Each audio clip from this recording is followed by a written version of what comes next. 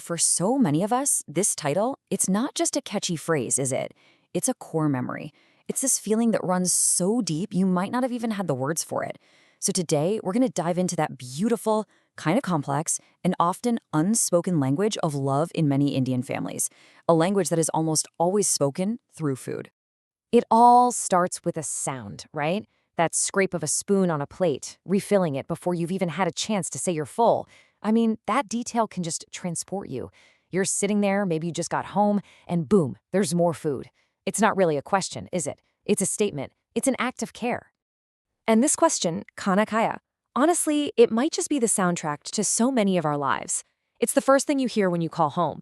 It's the text you get out of the blue. And it's always asked with this urgency that, it goes way beyond just wondering if you're hungry. Understanding this question, well, that's the key to everything. Now, if you're nodding along right now, it's because this isn't just your quirky family trait. This is a massive shared cultural thing. Those three little words, I love you, they might be incredibly rare, but they're replaced by this constant, almost relentless concern over one simple thing. Have you eaten? So what is actually going on here? Well, it really boils down to this idea of love languages. You've probably heard of them.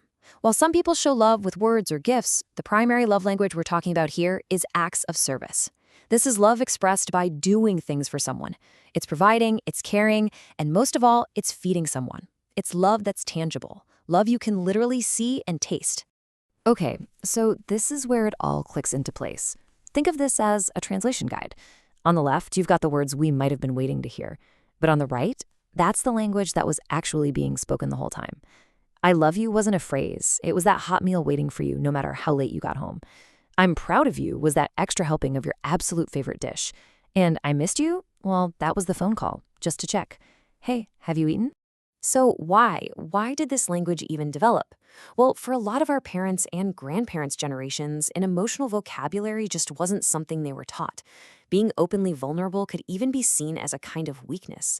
But you have to understand, the love was absolutely there. It was always present. It had to find a different way out.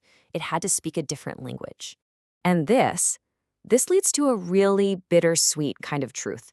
It's this paradox where you can grow up knowing deep in your bones that you were completely, totally loved, but at the same time feeling kind of emotionally starved. It's a real, valid feeling, that longing for the words that for many of us just never came.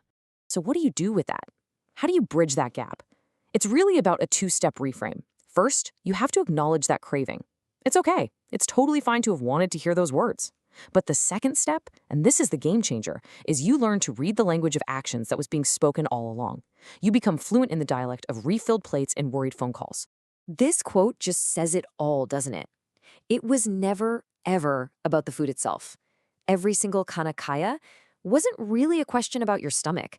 It was a check-in on your soul. It was code for, are you okay? Are you safe? Are you holding it together? The food was just the messenger for a much, much deeper question. So I want to leave you with this question to think about. When was the last time someone fed you, and in that moment you felt completely and totally loved, without them having to say a single word? Maybe it was a parent, maybe it was a friend.